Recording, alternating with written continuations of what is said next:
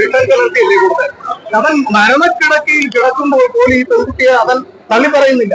അങ്ങനെ ഒരു പ്രണയിച്ച ഒരു വ്യക്തിയെ മൃഗീയമായിട്ട് കൊന്നതിന് ശേഷം ആ കൊന്ന അയാൾക്കെതിരെ ഈ ഇദ്ദേഹത്തെ പോലുള്ളവര് ഹൈക്കോടതി ഇരുന്ന വ്യക്തിയല്ലേ, അദ്ദേഹം നിയമം പാലിക്കേണ്ട ഒരാളല്ലേ. അദ്ദേഹം ഈ യുവാവിനെ പറ്റി, മരിച്ചുപോയ ഷാരൂഖിനെ പറ്റി ഇത്രയും മൃഗീയമായിട്ടുള്ള കുറ്റം പറഞ്ഞു. ഇപ്പോ ഗ്രീഷ്മയുടെ വധക്കേസ് റദ്ദ് ചെയ്യുമെന്ന് തോന്നുന്നുണ്ടോ? റദ്ദ് ചെയ്താൽ എന്തായാലും നിങ്ങളുടെ നിലപാട്? ഞാന് ഇത് യഥാർത്ഥം പറഞ്ഞാൽ ഇങ്ങനെയുള്ള ഈ അദ്ദേഹം 3 പ്രാവശ്യം ഈ കേസ് മാറ്റി വെച്ചു.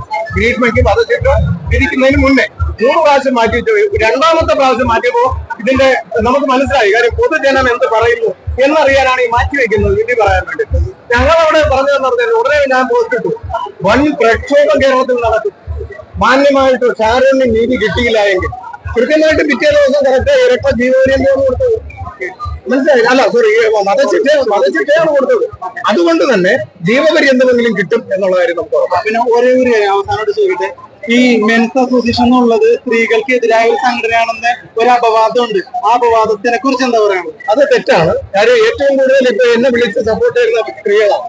മനസ്സിലായില്ലേ? പുരുഷന്മാർ പാവാടകരായിട്ടുള്ള പുരുഷന്മാരാണ് എതിർക്കുന്നത്. ഏറ്റവും കൂടുതൽ അവരെ എതിർക്കുന്നുണ്ടില്ല എന്ന് പറയണ്ട, പുരുഷന്മാരാണ് എതിർക്കുന്നത്. സ്ത്രീകളിൽ വലിയൊരു കാര്യം, ഏതെങ്കിലും പീഡനം അനുഭവിക്കുന്ന പുരുഷൻ അവന്റെ അമ്മയെ സഹോദരിയൊക്കെയാണ് എന്നെ വിളിക്കുന്നത്. അവർക്കും അമ്മയും സഹോദരനും ഒക്കെ ഉണ്ട്. മനസ്സിലായില്ല? അവർക്കും ഒരു പെണ്ണുള്ള വീട്ടിൽ നിന്ന് അവര് ഓരോരുത്തരുണ്ട്. അതാണ് നമ്മുടെ ഇദ്ദേഹം പറഞ്ഞ കാര്യം. ഇദ്ദേഹത്തിനും പീഡനങ്ങൾ ആളെ കണ്ടിട്ടില്ല. എന്റെ സ്ഥാനത്ത് വേറെ ആളെ ആത്മഹത്യക്ക് എന്താ സംഭവിച്ചാൽ പിന്നെ ഹണിറോസിന്റെ ഇഷ്യൂ കഴിഞ്ഞ ശേഷം ഹണിറോസ് ബോഡിഗാർഡ്സിനൊക്കെ ഏർപ്പെടുത്തി. അതെ അതെ അത് വേണം. കാര്യം എന്ന് പറഞ്ഞാല് പേടിയുണ്ട്.